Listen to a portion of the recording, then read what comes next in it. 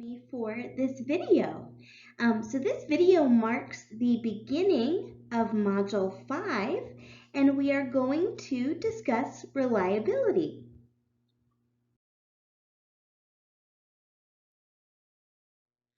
So last week, we talked a lot about survey research, right? So we talked about how one would transition from a research question to a hypothesis, and how that hypothesis would inform the creation of a survey. And we talked also at length about how to write the most effective survey questions that actually ask what you want to know from your respondents. And we also talked about ways to avoid a number of survey-related biases by doing things such as keeping the survey anonymous or including distractor items, for example. So today, we're going to kind of continue that discussion, but now we are going to talk about ways that we can make sure that the measurements that we take or the variables that we're interested in measuring are consistent. So a really famous quote by Galileo says that scientists should measure what is measurable and make measurable what is not so. Right? So what does that mean for psychological scientists? Well, it relates a lot because compared to other scientists, psychologists have a very difficult job. And one of the things that makes our task as scientists so difficult is that we deal with subject matter that's very complex, such as human thought and behavior, okay? And that makes our variables or constructs that we're interested in kind of difficult to measure, right? So how, for example, would you measure love? Or how would you measure motivation or fear or aggression, right? Those are very complex, abstract variables that are difficult to make concrete, okay? So that's basically going to be what we talk about for the next 2 weeks, is how to make our variables more concrete and inherently measurable than they would be otherwise. So in this particular video, I'm going to talk about something called reliability of measurement.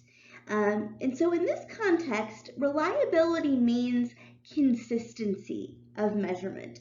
So if a measurement instrument, which would in our case be something like a survey, does our measurement procedure give the same accurate measurement each time it's used?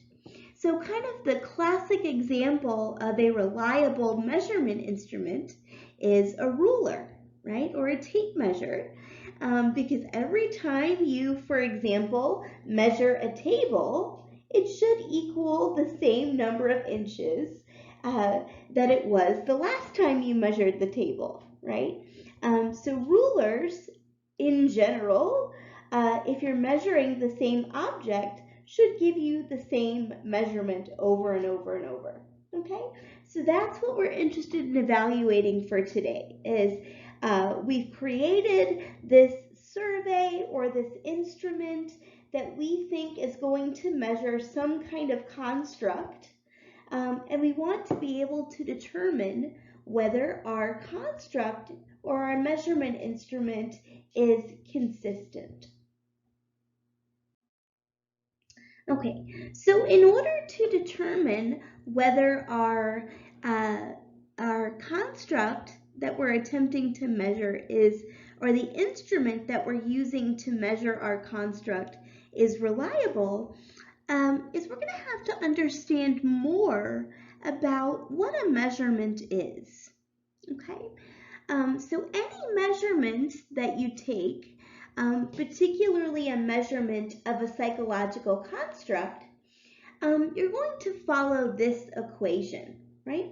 So we have our obtained score, which is equal to true score plus error.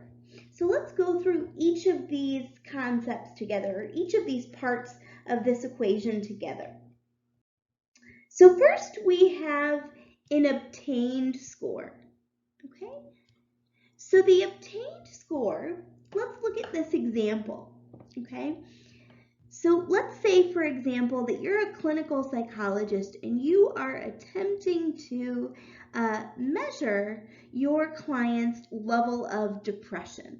Okay, so you administer to your client the Beck's Depression Inventory, which is a measurement instrument that is commonly used in this setting to see how depressed one is, right? So if you were a client, you would answer each of those questions. There's 3 questions there. Actually, there's more. This is just a subset of the questions. But you would answer all of the questions and circle the number next to the response option that applies to you. Okay, and then after you answered all of the questions, you would add up all of the numbers, okay, and depending on what your total score is, that would classify you as either having sort of a normal mood assessment all the way down to extreme depression, right? So our obtained score is just the respondent score on your measurement instrument. So in this case, if you scored a 78, right, anything over 40 is extreme depression. So that would be a very, very high level of depression, perhaps one that you would consider inpatient, treatment for. Okay, so that's the obtained score, is whatever your respondent scores on your survey or your measurement instrument. Next, we have true score. So true score is going to be,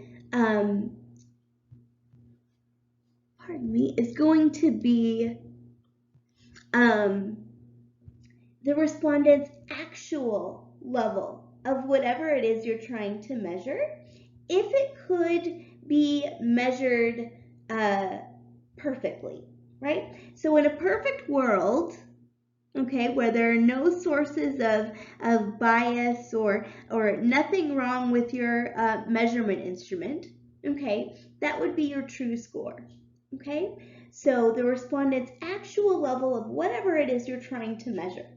So his or her actual level of intelligence, his or her actual level of extroversion, his or her actual level of ability on a particular task, his or her knowledge of course material, whatever it is. The true score is the actual amount of whatever construct you're trying to measure. That's your true score. And lastly, we have error. So error refers to deviations from the true score or the actual amount of a construct that are caused by factors that either increase or decrease the obtained score, right? So true score is the actual measure on a particular construct or the actual amount of a particular construct. And error is going to be deviations from that actual amount that are caused by factors that either work to increase or decrease the score you obtain on your measurement instrument. Okay? So there are 2 types of measurement error. So there's random measurement error and systematic measurement error or bias. So we're going to talk about each of these types individually. Okay. So let's go through random measurement error first. So there are many sources of random measurement error. Okay, so we'll start with chance factors. Okay, so what are some potential factors about an individual? Okay, or what about an individual person might affect his or her score regardless of the test's content? Okay, so some examples of chance factors that might change our obtained score that are specific to the respondent or the person filling out our measurement instrument include things like fatigue, right? So if our person is really, really tired, it's likely that they're going to have a hard time filling out, a 50 question survey, right? Or they're not going to be able to comprehend it as well as they would be able to if they weren't tired, right? Similarly, if our respondent is feeling sick, if they have a migraine, or if they're under the weather for some reason, that's also going to impede their ability to answer our question, either because they can't comprehend it, or they're not concentrating, or they're not motivated, right? Whereas if they're really alert, happy, or super caffeinated, right, they might be very motivated to fill out our survey, or they might pay a lot of attention, which could also cause changes, right, in how the person responds, right? So those are some common potential sources of random measurement error, are just chance factors related to how the respondent is feeling when they're filling out our survey.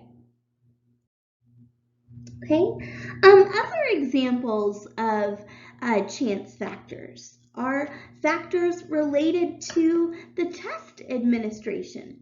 So what about the way in which a test is given might influence the obtained score regardless of what we're testing? Well, you might imagine if just by chance the air conditioner stopped working in Willett or wherever we were administering the test, right? If you were in a hot room, obviously you're going to be sweaty and uncomfortable, and so your physiological state might impair your ability to answer our questions appropriately. Similarly, if the person who is proctoring the survey or administering the survey is really, really rude, okay, that might be emotionally upsetting for you and impede your ability to properly fill out our measurement instrument. Or if the room is very noisy and you're not able to concentrate, right?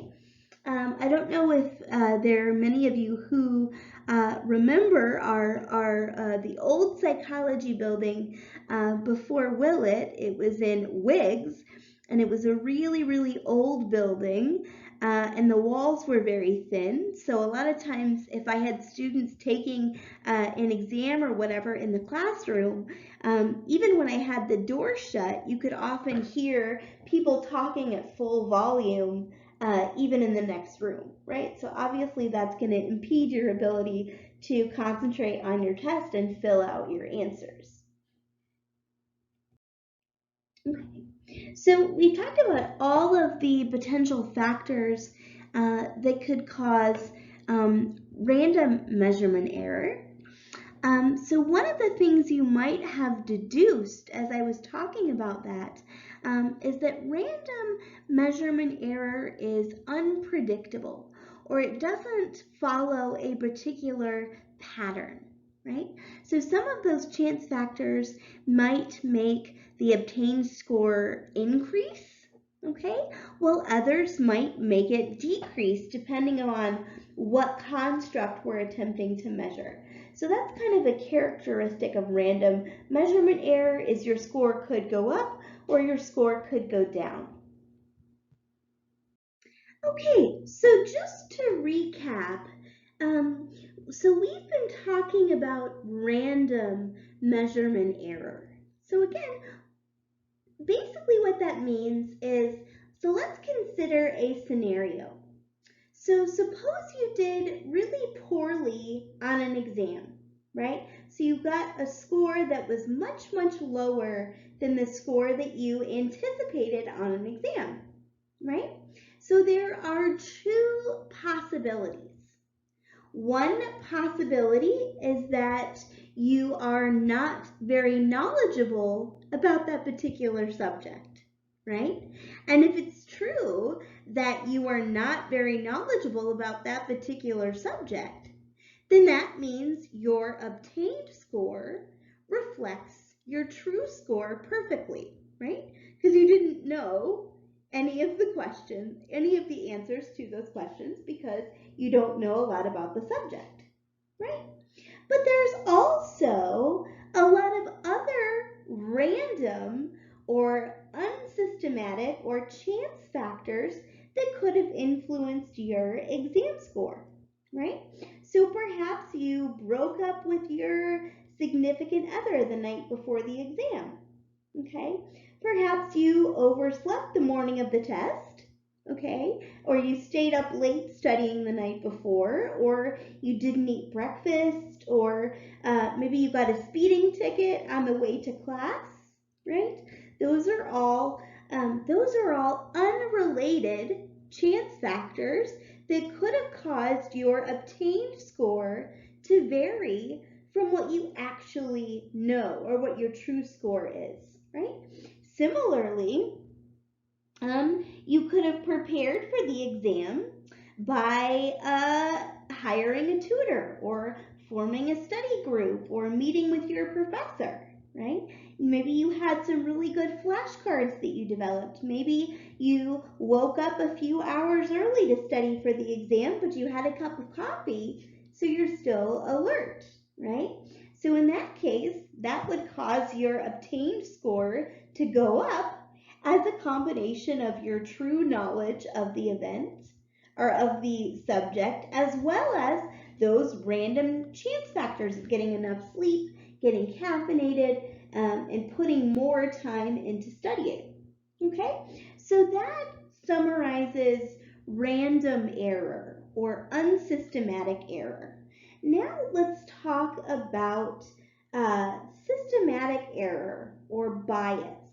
Okay, so systematic error or bias is going to be an error that consistently pushes scores in a given direction.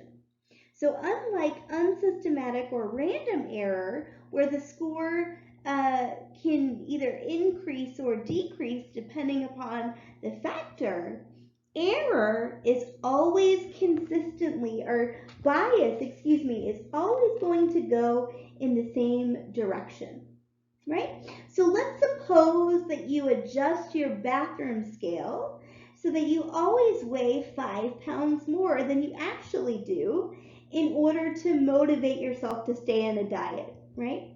I'm certainly not advocating for that, but that would be one example of bias because your weight always increases by exactly 5 pounds. Similarly, if you were to set your watch 5 minutes back to make sure you're never late, the time on your watch or your measurement instrument would always be 5 pounds or 5 minutes behind the time, which would be your true score in this case. Okay? So that's systematic error or bias. But this type of measurement bias can also have really important implications for the constructs that psychologists study, right? So for example, the SAT test created by the Educational Testing Service has been widely criticized for a really long time for being biased against specific subgroups in the population, okay? So recent research has demonstrated that depending upon one's racial background, you could potentially get a higher or lower score depending upon your racial background, right? So in particular, the SAT test tends to be biased toward individuals who uh, who are immersed in a predominantly white society.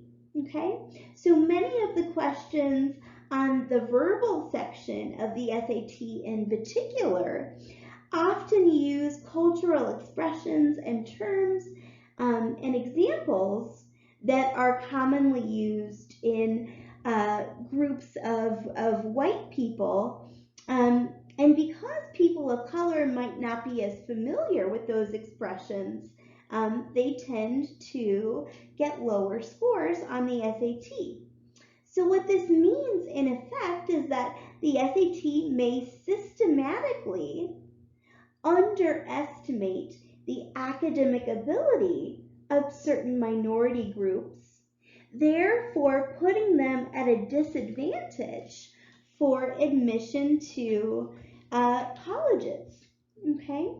And although the creators of the SAT certainly didn't intend to design the test to discriminate, this bias almost certainly would result in discrimination when it comes to college admissions. Okay? So that's one very widely known source of bias. But bias can also occur if we don't have well-designed experiments, right? So for example, if a memory researcher such as myself were to give one group more time to memorize a list of words than the other group, that's going to be biasing the results as well. So your participants are always going to have a higher obtained score on your memory instrument due to that increase in duration as compared to your control group.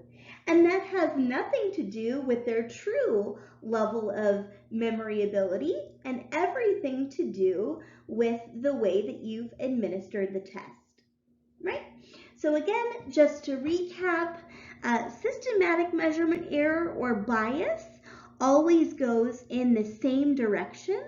And as you guys saw in my examples with the scale, your weight is always going to be, your obtained score for your weight is always going to be 5 pounds up, and your obtained score for the time is always going to be 5 minutes, 5 minutes below the time. So that's an example. And due to the biased nature of SAT questions, people of color are always going to get obtained scores that do not reflect their true score or academic ability, but rather are reflective of the nature of the questions that they're asked. Okay, so that is the distinction between unsystematic or random error and systematic error or bias. So other sources of error might be caused by the particular items that we use, especially if we choose a subset of items relative to all of the items that we have available. Okay, so what do I mean by that? A common example might be class exams, right? So most professors, especially if they've been teaching for a long time, cultivate what are called test banks. So test banks are just a bunch of different questions that basically ask for the same type of information, right? So for example, if I was teaching research methods and statistics, I might have 25 different questions basically asking for the definition of random assignment. And so what a lot of professors do is they just from year to year, they randomly select one or two questions from their test bank of 25 questions and put that on their exam for that term, right?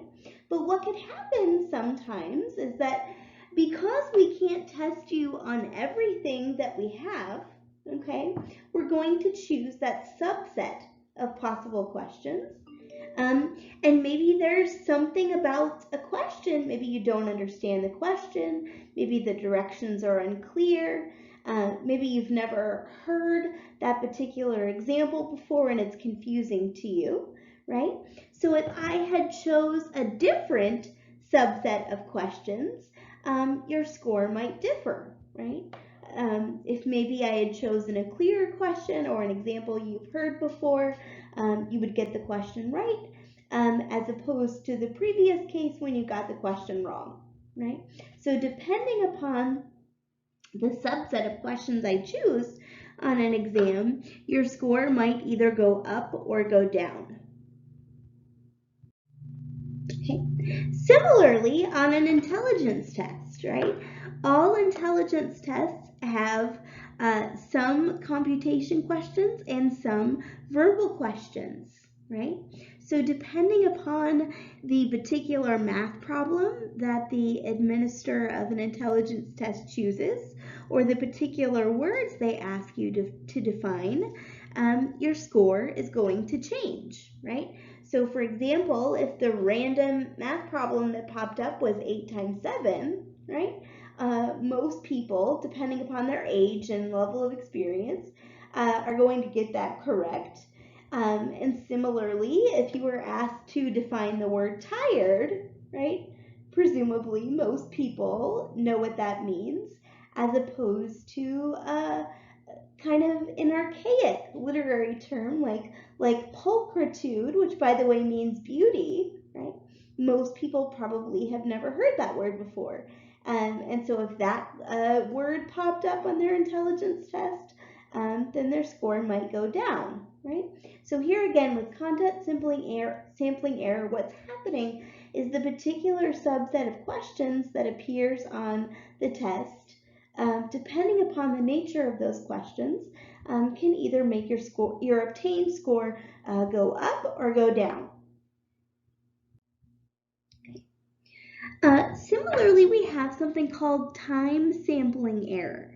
And time sampling error is error that results from factors that are going to vary depending upon when you give the test, right? So we talked about this earlier with random error, right? Random measurement error is there are individual factors such as fatigue and hunger that might influence your obtained score. And there's also the environment or aspects of the administration of the survey that might affect your score. But these factors are likely to fluctuate, right? So if on one administration of the test you're in a very hot, noisy environment, right, your score is going to decrease. Whereas if you took the test again and this time you were at a comfortable temperature in a quiet environment, your score is likely to increase. Other sources of error might be how the survey or measurement instrument is scored. So what about the way a test is scored might affect your obtained score? Okay. Well, there might be, and this happens far more often than you might realize, there might simply be computation errors, right? If you have if you're creating a gigantic database with over 2,500 people in it, and you have to do data entry from scratch, okay, it's very possible that there might be typos in your spreadsheet or computation errors if you put in the wrong formula into Excel, for example. And we can also see a score-related error if our scoring scheme is inherently subjective, okay? So for example, grading essay questions, right, is going to be more of a subjective grading rubric than, for example, if you were grading multiple choice questions where the answer is either A, B, C, or D, right?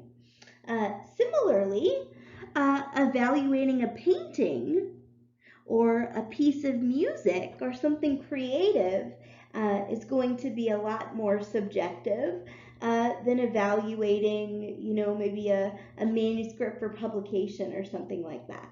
Okay, so anytime we have subjective scoring or the potential for computation errors, that's going to change our obtained score.